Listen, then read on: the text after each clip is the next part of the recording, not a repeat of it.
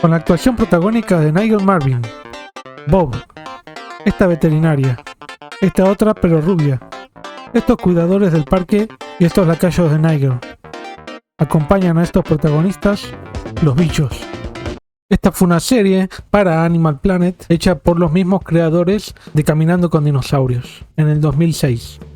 Nigel deberá traer, con un aparato temporal, los animales prehistóricos más icónicos de la historia de la Tierra: el Tyrannosaurus, el mamut, el Microraptor, el Smilodon, el Anomalocaris y el Deinosuchus. Pero en este intento se encontrará con numerosos contratiempos de diversos tipos, sin contar con el último episodio con el mayor contratiempo con el que se podrían imaginar. En el primer capítulo, Nigel intenta traer un Tyrannosaurus, pero habrá muchos problemas en este intento. En el parque prehistórico vemos que están haciendo, que lo preparan para recibir los animales que les traiga Nigel. En este parque pueden vivir cómodamente con sabanas, ríos y bosques. Nos muestran un mapa de la paleogeografía de Estados Unidos hace 66 millones de años, actualizado, y nos dicen que en Montana había muchos Tyrannosaurus, así que allí se dirigen. Eso es cierto, en el momento previo a la extinción, el Tyrannosaurus era muy abundante y a lo largo de su existencia pudieron haber varios millones de individuos, según algunas estimaciones. Al pasar el portal del tiempo, hace un paisaje desolado con volcanes y ceniza volcánica. Aunque es cierto que en Montana habían cenizas de este tipo, no hay evidencias de que esta actualidad esté vinculada directamente con la extinción de los dinosaurios, y se sabe que Montana era como un manglar actual.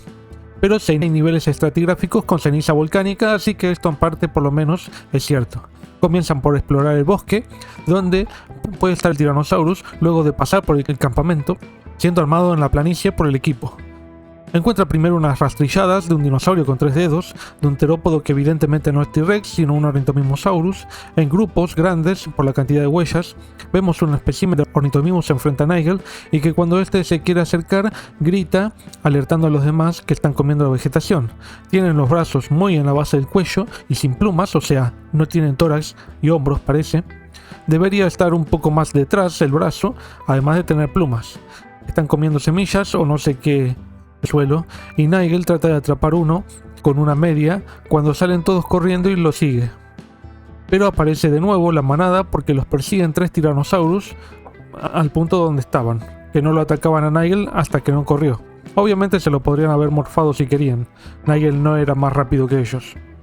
El hecho de que cace en grupo es algo que siempre digo que no se sabe en realidad que cazaba solitariamente, aunque hay sitios con individuos de distintas edades que pueden sugerir que podían reunirse para comer un cadáver entre varios, o incluso cuando hubiera muchas presas potenciales reunirse muchos para atraparla, pero no en una cacería coordinada. El encéfalo era muy pequeño en estos dinosaurios como para procesar información suficiente como para desarrollar este tipo de comportamientos y resolver problemas. La reconstrucción del Tyrannosaurus también se ve más grácil de lo que era, el cráneo es menos robusto de lo que también era. Obviamente aún en esta época no le hacían plumas como pelos o parecidos como hacen en todos los documentales en la actualidad. Están contra el tiempo para que no caiga el meteorito. Al otro día aparecen muchos Triceratops a tomar agua. Están bastante bien hechos, al menos para 2006, demasiado bien. Parece haber un poco de dimorfismo morfológico, ¿no?, entre macho y hembra, por lo que dice Marvin, porque el macho dice que es el más robusto y grande. No mucho más colorido que la hembra, ni mucho más robusto por lo visto, por lo que se ve acá. No se conoce el dimorfismo de esta especie, por desgracia. El tamaño de los cuernos y collar parece similar en todos los especímenes en fósiles, así que si había dimorfismo podría estar en sus tejidos blandos, que se reflejara, o que no lo hubiera directamente. No hay evidencias. Sí hay evidencias en algunas otras especies como Protoceratops andrewsi, hay evidencias de cierto dimorfismo, y en otros ceratopsidos basales. Encuentra huellas de Tyrannosaurus y de arrastre de las colas, que no se entiende muy bien porque las arrastran la cola, no lo hacían. Está en medio de un territorio donde hay muchos Tyrannosaurus, donde allí llevan su comida, los restos de los cadáveres, y discuten la dominación del mundo. Esto porque dice que hay restos de Tyrannosaurus encontrados juntos, como ya dije, pero una cosa es estar todos juntos y otra es que hayan sido arrastrados allí, o sí. También puede que algunas actividades las hayan realizado entre grupos, muchos, pero no por ser gregarios. Hay restos de cuellos de presas en este lugar que encuentra Nigel, pero porque posiblemente era el sitio donde dejaban los restos de sus presas. porque bueno, hay solamente restos de cuello porque el resto del cuerpo tiene más carne, y hay un huevo de Tyrannosaurus Rex roto. No veo ni un Tyrannosaurus bebé. No sé por qué está acá, porque no tiene mucho sentido, porque no hay nidos acá. Posiblemente hayan habido restos de sus presas en sitios que eligieran para comerlas también. Por eso se encuentran las acumulaciones de huesos que se encuentran. Falta menos para la caída del asteroide gigante de fines del Mesozoico, 66 millones de años, porque hay una caída de muchos meteoritos más pequeños que son los arrastrados por el grande y se destruyeron de este. Los arrastra por gravedad hacia adentro también de la atmósfera terrestre. Tienen poco tiempo para llevarse un Tyrannosaurus o dos. El grupo de T-Rex va a buscar a la manada de Triceratops y provocan un caos para separarlos y encontrar una posible presa. Los Tyrannosaurus se ven muy esbeltos, demasiado para lo que eran, como ya dije, o hacen que son juveniles, o en realidad la imagen de estos es muy incorrecta todavía, para el 2006. Pero está bastante mejor que el de Caminando con Dinosaurios, debería decir. Un Triceratops bebé es arrastrado por el Tyrannosaurus, pero llega un adulto y le da un cornazo en distintas partes del cuerpo, en el muslo, en la región del tórax también, pero los demás se van, aunque la hembra herida vuelve a atacar. Nigel quiere atraer un Triceratops al portal temporal como si fuera un torero, y que el Tyrannosaurus también lo siga. Lo capturan al Triceratops, no al Tyrannosaurus por ahora. Es un macho, el Triceratops, y la veterinaria del parque va a pispearlo. Nigel se dirige ahora arriba abajo, antes pasa para ver al Triceratops incorporarse al espacio más grande para vivir que le hicieron en el parque. Unos pterosaurios pasaron por encima de Nigel de vuelta al Cretácico. Son nictosáuridos que abundaban en el Cretácico superior. Se puede ver por la cresta alta que tenía en el cráneo. Tal vez es un Barbaridae grandis por el tamaño. Este nictosáurido que aparece en el primer capítulo de la serie, en realidad hay restos de pterosaurios en Montana, como el Montanas Darko, pero es un poco anterior. Pero también existe una nueva especie que se encontró muy recientemente asociada a un Tyrannosaurus juvenil llamado Shane, así que nictosáuridos en sí no habían en este lugar, aunque sí eran abundantes en el Cretácico superior. Quiere atrapar a la hembra herida y el Tyrannosaurus y encuentra las huellas que dejó cuando hirió al Triceratops. Hay algunas evidencias de batalla entre Tyrannosaurus y Triceratops, al igual que de Tyrannosaurus comiendo restos del herbívoro. Al borde del río, Nigel encuentra a la hembra Tyrannosaurus que está siguiendo un cadáver de Triceratops para comer. Lo necesita urgentemente porque está muy débil. Cuando el cadáver se atasca contra unas rocas, el Tyrannosaurus trata de llegar al otro lado del río mientras Nigel la observa. Pero no puede llegar al cadáver porque el río es caudaloso, con mucha energía. Esto puede haber pasado y el Triceratops podría resultar enterrado de esta forma, tal vez en un río menos caudaloso por la presencia de pantanos en el área. El Triceratops está golpeando sus cuernos contra un tronco porque quiere aparearse en el parque y está cambiando su color en el collar. Algo que no se sabe si pasaba o no, no hay evidencias, se cree que pudo haber pasado. Estas imágenes son para hacerlo parecido a los ciervos y alces de la actualidad. Los trabajadores del parque construyen una palizada de troncos para llevar al Tyrannosaurus Rex por un callejón sin salida y se meten los Ornithomimus y el Tyrannosaurus que los está cazando, pero atrapa finalmente a Ornithomimosaurus y se va sin ir al parque. O sea, puede llevarse al grupo de Ornithomimosaurus, pero no al Tyrannosaurus porque se va para otro lado. Hay algo sospechoso acá. El grupo de Ornithomimosáuridos fueron puestos en un hábitat y Nigel sigue al T-Rex, que va a llevarle al Ornithomimosaurus a sus dos crías que estaban escondidas entre rocas. Pero aparece otro Tyrannosaurus a pelear por el cadáver y se enfrentan. La hembra termina golpeándose en la cabeza y pierde la vida, dejando a Nigel sin su espécimen y sus crías sin su madre. Ahora también el asteroide ingresa a la atmósfera e impacta, produciendo lo que ya hablamos en otros videos: roca elevada a la atmósfera, la onda de impacto inicial y el tsunami, por lo que Nigel trata de llevar a las crías al presente para que sobrevivan y entren al parque finalmente y se alimenten, pero se pelea igual como dos buenos hermanos ahí en el parque. De nuevo, esto es algo que no se sabe y no se cree que cuidar a sus crías. Se sabe que de pequeños ya podrían cazar sus propias presas, así que no es muy creíble al menos. Pudo haber algún cuidado apenas nacían, un par de semanas o días y listo. El Triceratops sigue agresivo y Nigel le cae mal.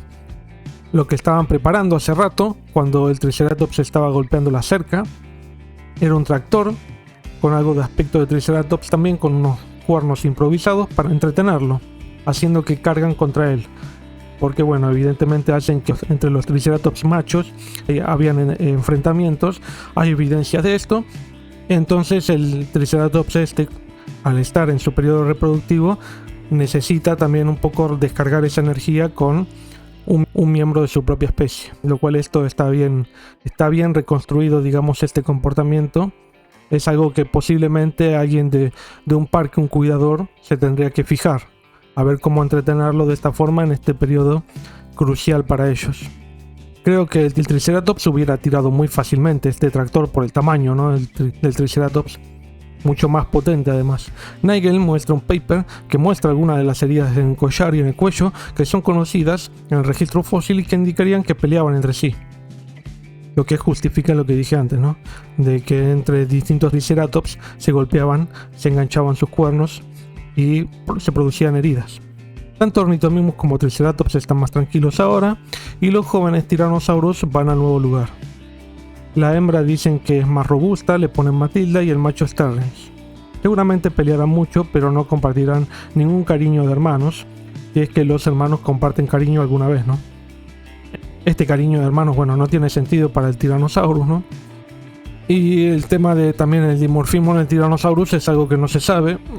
Por ahora no hay evidencias de dimorfismo, por desgracia, en el Tyrannosaurus. En el segundo episodio vamos al Pleistoceno de Siberia. Comienza con los Ornithomimosaurus en su cerca, siendo custodiados por Bob. Esto no va a terminar bien. Les dan de comer a los bichos, que han crecido después de haber sido salvados por Nigel. Doblarán su tamaño por año, una tasa de crecimiento enorme. La del Tyrannosaurus, ¿no?, los Tyrannosaurus jóvenes, Matilda y Terrence. Esto tampoco es la tasa de crecimiento correcta. Esta sería la estimación según los artículos. El crecimiento se convierte en exponencial a partir de los 15 años, que ya hay una madurez reproductiva. Están comiendo un gran trozo de carne, pero se nota que no pudieron hacer el efecto de la mordida en el episodio. Nigel tratará de salvar ahora a un mamut, un miembro de la familia del elefante actual, pero tendrá muchos problemas durante esta campaña. Va donde el mamut estaba más susceptible hace 10.000 años, con un calentamiento global y una reducción de los casquetes polares en el norte. No sé por qué va a este momento, podría haber salvado los mamut cuando estos serán más abundantes y traer un individuo bien sano. Como dije, vamos a Siberia para ver sus condiciones y traer al menos uno.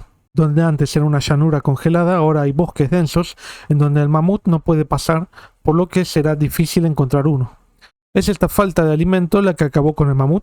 Es incierto todavía.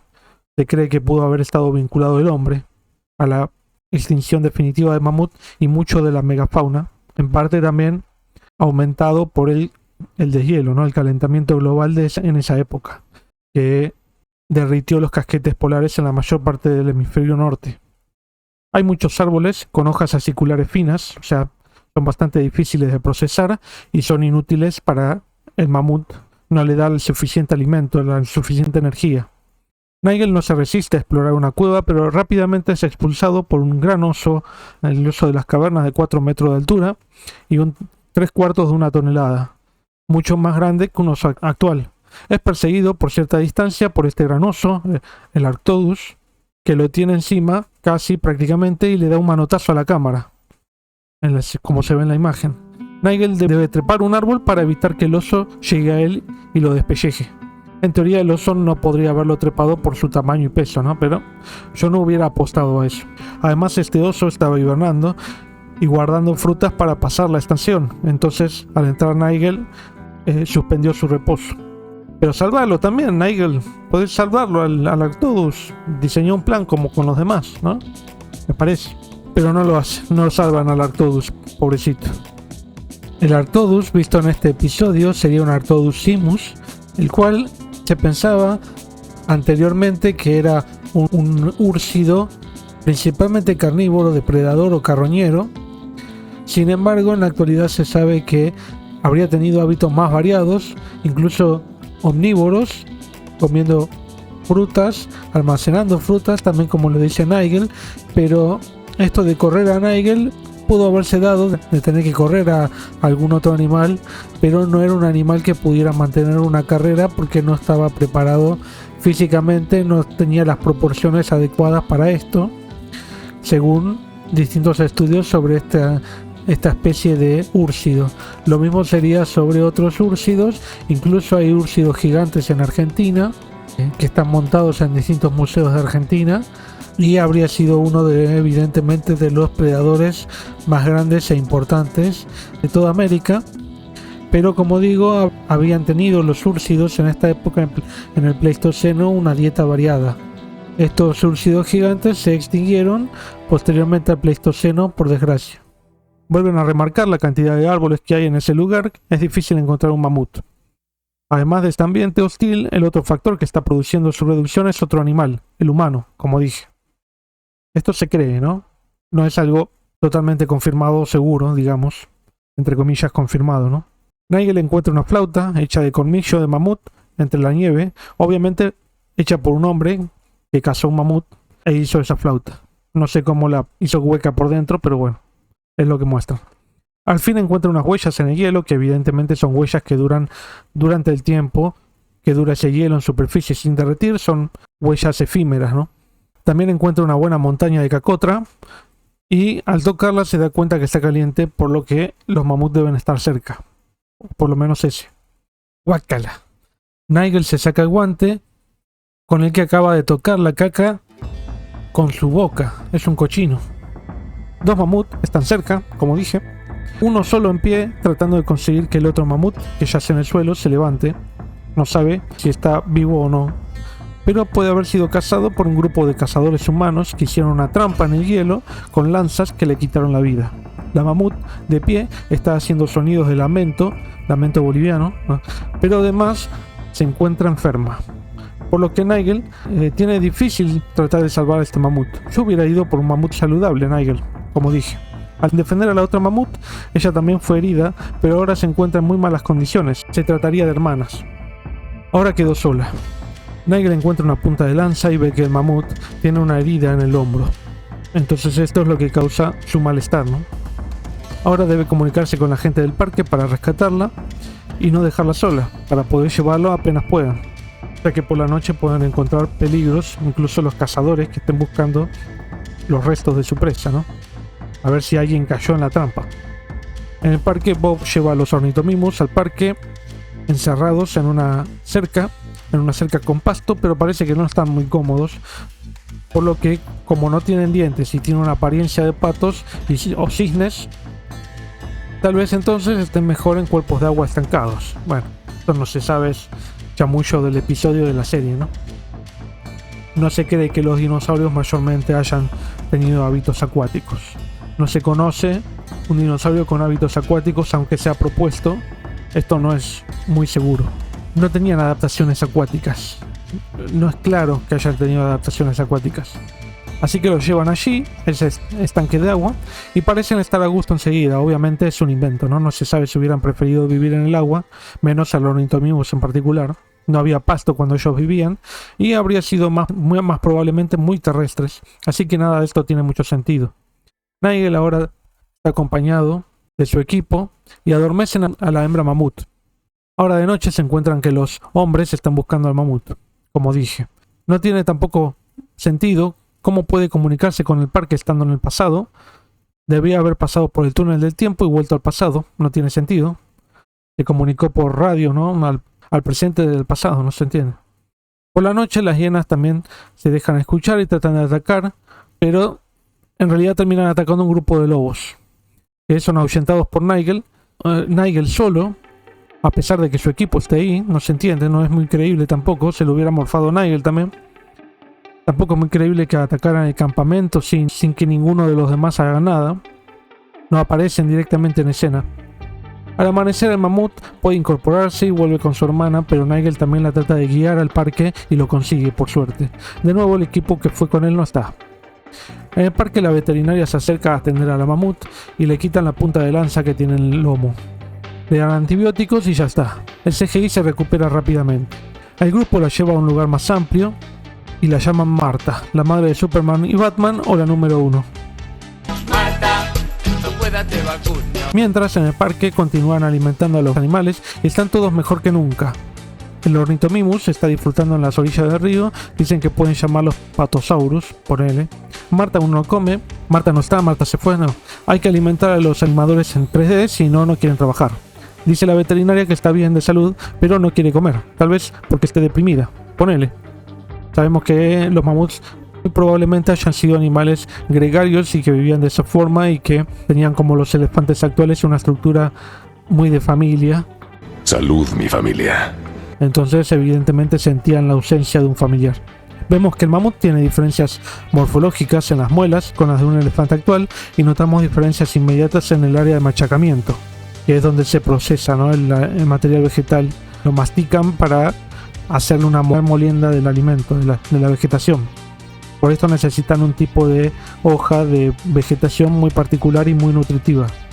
Por esto Nigel debe volver 150.000 años a una época en donde el mamut era mucho más abundante y era más fácil de encontrar, para encontrar las razones por las que Marta se encuentra de esta forma, que no quiera comer, sane, y ver si es en realidad un problema de la comida que le están dando o si es otro. Vemos grandes manadas de mamut inmediatamente en un ambiente más frío que hace 10.000 años, con áreas áridas, amplias y vegetación suficiente para este animal, con grupos de jóvenes y adultos y una matriarca al frente de la manada que tendría unos 40 años. Acá nos están mostrando muy bien el contraste entre los 10.000 años, que es la decadencia del mamut, con respecto a los 150.000 años cuando el mamut estaba en grandes números, buena presencia, y el hombre aún no estaba molestando en su diversidad, ¿no? Y además podemos verlo en el mejor momento del mamut. Se adelantan la manada Nigel y llega al frente del grupo. Lejos de la manada se encuentra un macho que está buscando una hembra para aparearse, y haciendo problemas evidentemente, como siempre los machos. Un análisis de la comparación de macho y hembra de mamut reveló que habían más machos que hembras. ¡Viva el patriarcado! Pero no, es que los restos de mamut aparecen en sitios aislados al hábitat normal del mamut, que son las planicies, en donde hay más dificultad de que se preserven los restos, porque básicamente quedarán en superficie y no son enterrados, sino quedan en el registro fósil. O sea, no hay un ambiente de depositación. Entonces el hecho de encontrar más machos que hembras en el registro fósil no implica necesariamente la estructura social del mamut, sino que el mamut vivía en estructuras matriarcales con una hembra adulta de unos, 40 años al frente de la manada, como pasa en la actualidad con el elefante, y esto en realidad habla de un sesgo en el registro en el que los machos son sobre registrados por sobre las hembras. El hecho también de preservar mamut en zonas de permafrost es porque se caen en el agua, quedan enterrados de alguna forma, de forma distinta, o muchos también son machos. Lo que pasa es que los machos se arriesgan, tal vez toman más riesgos para aparearse con alguna hembra de la manada, y los machos, al estar sueltos y buscando una pareja, se terminan arriesgando demasiado y pierden la vida. Nigel tomó una muestra de la vegetación que come el mamut, unos 200 kilos por día con vegetación. Esto no se sabe con certeza, es aproximado, ¿no? Puede ser musgo y otros materiales vegetales que ayudan a mantener bien alimentado este animal. Vendría a ser el alimento balanceado del Pleistoceno, ¿no? Esto también, es probable, no sé hasta dónde se sabe bien esto con certeza, pero sí, es evidente que la vegetación de esta época podría haber estado acompañada de otros tipos de vegetación, o sea, con un valor nutrición mucho más superior.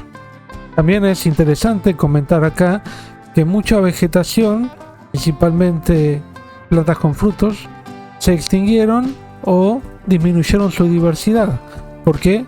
Por la extinción de la megafauna, la extinción del mamut, por ejemplo, o de perezosos y otros seres, como incluso úrsidos que comían frutas, hizo que, evidentemente, que como son agentes de dispersión de sus semillas, al excretarla, luego de comer estos frutos, lo excretan por la materia fecal.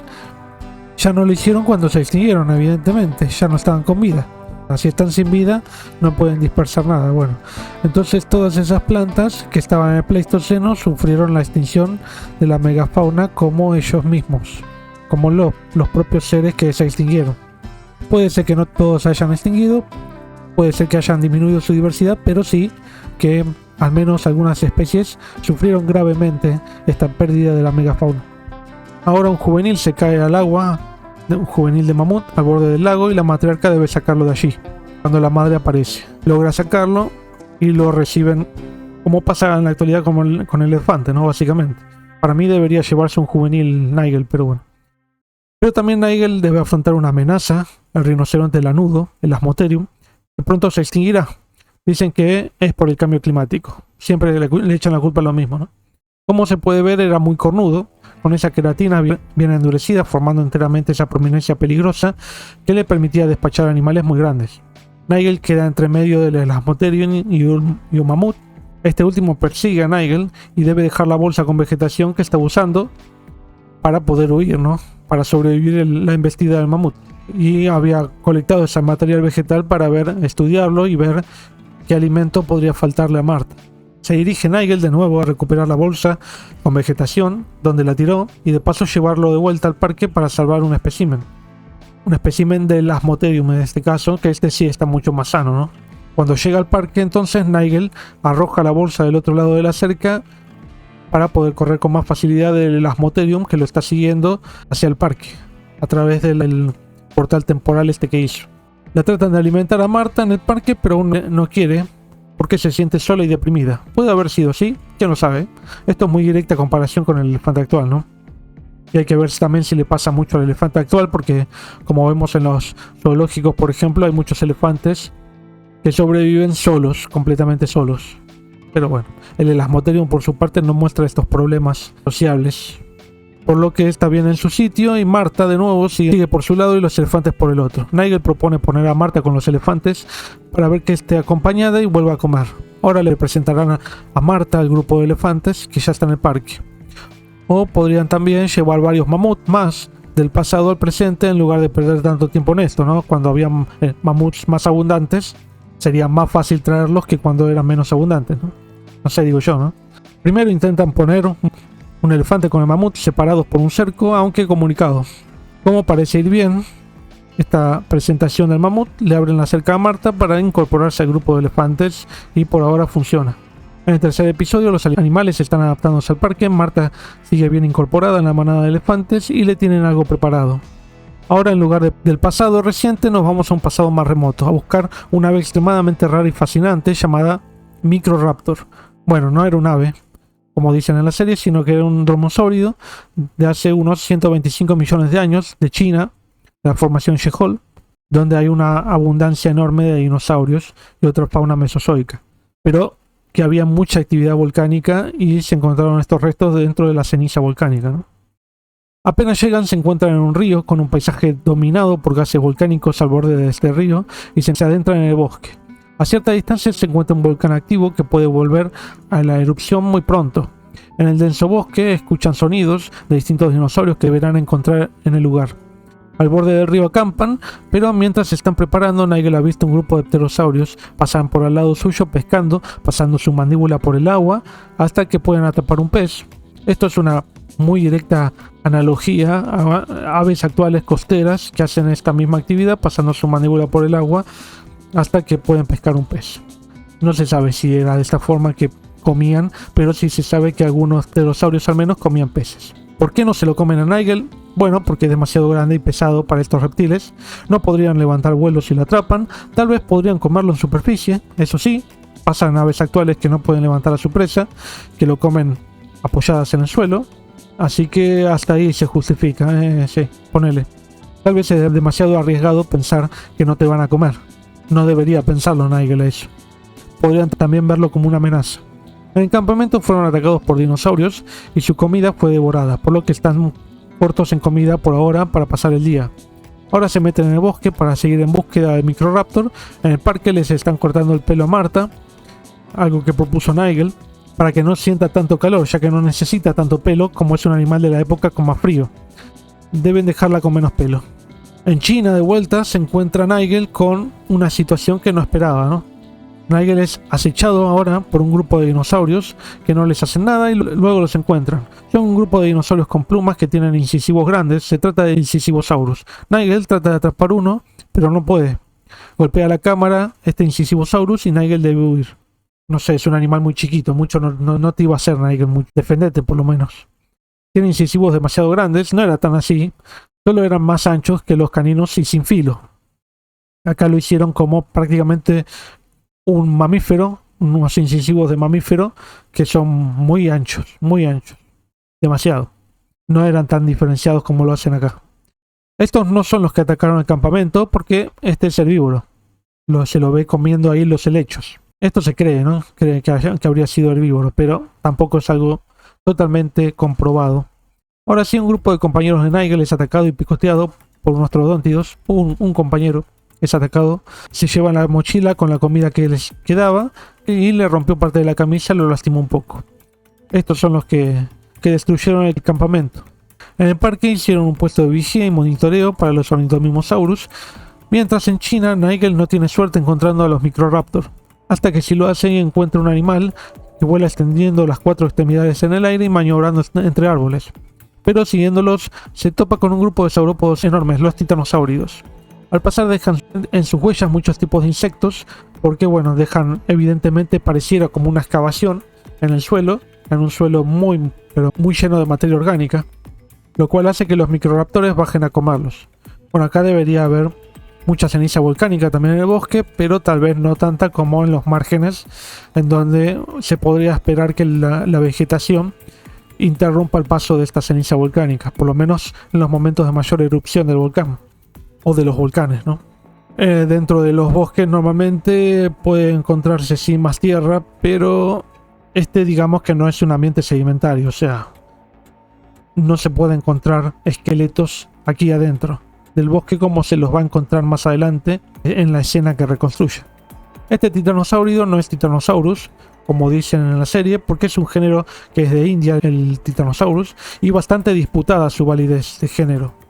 Pero en China se conocen varias especies de la biota de Yehol de 125 millones de años, como el Ruxinia sangui, el Liaoningotitan sinensis y el Dongbaititan dongi.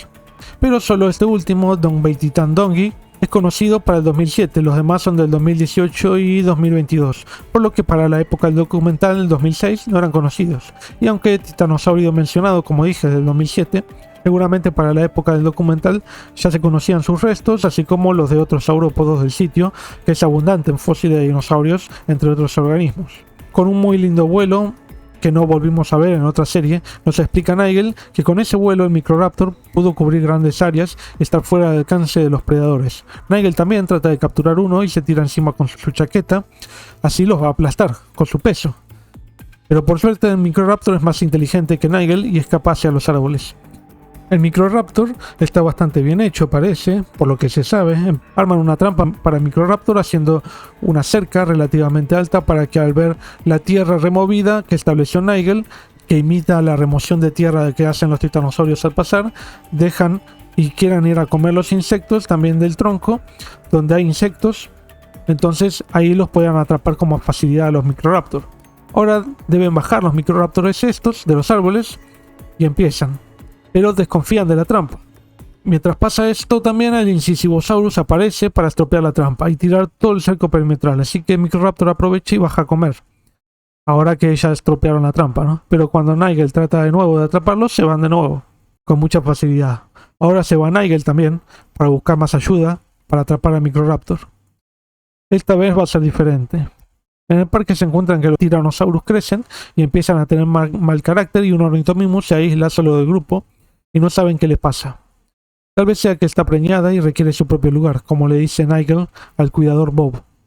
Entonces Nigel utiliza una herramienta que se llama arma de red para atrapar al Microraptor, que dispara una red a buena velocidad y para demostrarlo atrapa a Bob, que estaba trabajando en el parque. Ahora vuelven al Cretácico, en donde vuelven a encontrar a los Incisivosaurus que tienen plumas de distinto color, indicando que hay hembras y machos, o sea, un dimorfismo sexual, distinguido por el plumaje, por el color y la forma. El macho está haciendo un baile a la hembra para ver si quiere aparearse. Esto vendría a ser el boliche de los dinosaurios, ¿no? Dice Nigel que el vuelo evolucionó posteriormente, casi por accidente, ponele, no se sabe bien cuándo evolucionó el vuelo.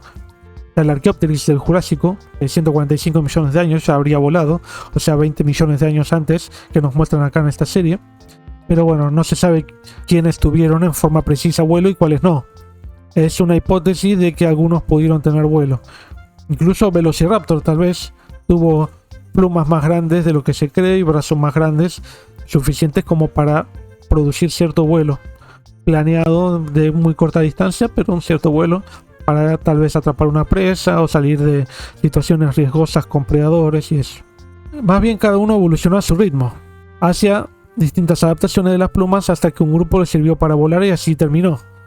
O sea, la evolución funciona al azar, mirándolo de cierta forma, pero lo que se sabe es que, bueno, los grupos mejor adaptados a las condiciones en el momento son los que suelen sobrevivir. Entonces no están al azar. Son individuos, son especies que están bien adaptadas a esas condiciones. Entonces cuando se produce un cambio de estas condiciones, hay especies que se pueden adaptar y otras que no. Hay especies que son muy maleables a la situación que se presente nueva. Estos dinosaurios emplumados demostraron ser mucho más maleables en su comportamiento, en su forma de vivir. Entonces pudieron sobrevivir algunos grupos de terópodos, que son las aves, ¿no? Las aves actuales. Como el hombre sobrevivió también a la época esta de hielo, de más de 10.000 años, hasta la actualidad, que ya no hay una gran extensión de los casquetes polares, excepto en parte del hemisferio norte y en la Antártida. El clima cambió enormemente, el comportamiento del hombre cambió enormemente y se pudo adaptar a ese ambiente. Aunque otras especies del hombre del género Homo se extinguieron. Pero quedamos nosotros, Homo sapiens, que pudimos sobrevivir a estas situaciones mediante nuestras adaptaciones. Bueno, en el parque le hacen una ecografía a Ornithomimus para ver si está embarazada, y así es. Además, el Tyrannosaurus está empeorando su carácter, principalmente la hembra Matilda, ¿no? En el Cretácico encuentran unos dinosaurios durmiendo en grupo en un pozo que hicieron, pero Nigel se da cuenta que algo no está bien porque no responden y trata de tocarlos con una rama. Es dióxido de carbono en el aire del volcán. Meilong vivió hace unos 30 o 35 millones de años, o sea, anterior a la edad de Microraptor, o sea que no convivieron. Entonces todas estas escenas en las que están al mismo tiempo que Microraptor están mal.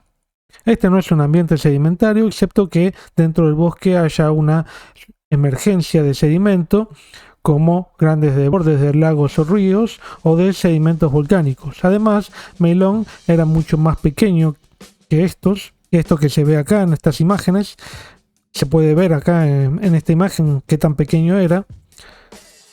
Sería la mitad de esto prácticamente de lo que se ve en el documental, así que sería un error esto, y no le pusieron plumas tampoco a ninguno de estos troodóntidos. A pesar de que May era un juvenil, por eso esto explicaría también en parte el reducido tamaño, pero no se sabe qué tan grande era de adulto, así que no se puede poner un mayor tamaño si no se sabe qué tan grande era. Y como vemos, esta postura es de descanso, como vemos en perros, gatos y aves actuales, lo cual llevó a otra información acerca de la descendencia dinosauriana de las aves. O sea, Meilong era un dinosaurio no aviano, o sea, no era un ave, era un troodóntido. Además habían otros troodóntidos, además de Meilong, en el mismo ambiente, así que podría considerarse correcto que haya también otro troodóntido, como vimos, tratando de sacarle las comidas todo el tiempo a Nigel y a sus colaboradores. Por lo que van a una zona elevada para poder respirar. Ya los tiranosaurus jóvenes no se soportan y se pelean todo el tiempo, se muerden y deben enfriarlos literalmente con agua para separarlos, se dejen de hinchar. Deciden separarlos para que no sigan habiendo enfrentamientos y los llevan a otros lugares con cercos. En el Cretácico, Nigel y su equipo apenas encuentran un sitio para respirar, alejándose del dióxido de carbono, en un sitio alto. Y los saurópodos, caminando que ve Nigel con sus binoculares, están caminando en el bosque, acercándose a las mayores concentraciones de dióxido de carbono, por lo que es extremadamente peligroso y es muy difícil que sobrevivan a esto. Ahora Nigel termina encontrando los huevos de los titanosaurios. Fue por esto que pasaban por el bosque. Estos están enterrados y tienen un buen tamaño. No se sabe hasta dónde los enterraban, tal vez completamente. Podrían haber puesto más de 100 huevos, dependiendo del tamaño del dinosaurio, del saurópodo, hasta 200 o 300 huevos incluso, se calcula, y los abandonaba. Esto se sabe porque se sabe que lo hacían en llanuras amplias, no en bosques. No se sabe si hubieran hecho esto en bosques, porque bueno, tal vez no habrían zonas de llanuras amplias, entonces no les quedara otra que poner huevos en el bosque. Entonces esto no se sabe. Como dije, no es un buen ambiente depositacional en un bosque. Hay un terremoto por el volcán que quiere ponerse en actividad. Vuelve a encontrarse a los microraptores, que dice que se extinguieron porque los superaron las aves. Ponele. Esto es otra cosa que está mal, ¿no? O sea, como decir, sí, los superaron porque sobrevivieron a la actualidad, pero dentro de un tiempo las aves actuales se van a extinguir también. Todos se extinguen, todo se va extinguiendo y surge un reemplazante en el ambiente. Nosotros también nos vamos a extinguir en algún momento. En el momento en que los microraptores se están alimentando de los insectos que dejan a su paso los titanosaurios, Nigel atrapa a uno de ellos con la red para crear una pequeña colonia. Atrapa a 4 de ellos, finalmente. Otro temblor del volcán, y se trata en realidad de una erupción muy fuerte que va a quitarle la vida a todos estos animales. Nigel arriesga su vida y salva al microraptor que atrapó con la red porque el titanosaurio acababa de pasar por donde estaba el propio microraptor en su red y no podía huir tampoco. Los saurópodos van hacia el margen del río y la ceniza empieza a llegar. Así que arman el lugar, el portal del tiempo, para también hacer pasar a los saurópodos de la manada por él. Bob espera del otro lado, en el parque, pensando que solo llevaban unos microraptores, pero detrás de estos, de Nigel y su equipo, aparecen unos titanosaurios de unos 4 o 9 especímenes, no es claro cuántos son, pero abren la cerca y con la cabeza uno de ellos tira la cerca de madera y quedan sueltos. El microraptor con el ala lesionada es atendido como si fuera una ave actual y podemos ver que el ala es bastante parecida a las aves actuales. A las 2 semanas ya se están recuperando casi totalmente y ya está en la oficina de Nigel. El Ornithomimus ya dejó los huevos de A2, como pasa con los pterosaurios, por tener 2 oviductos por donde crecen en pares, y como Nigel está ahí, la madre Ornithomimus está a la defensiva. Los Tyrannosaurus no se quieren comer por el momento porque siguen separados, por suerte para ellos, ¿no? Por suerte para Terrence principalmente.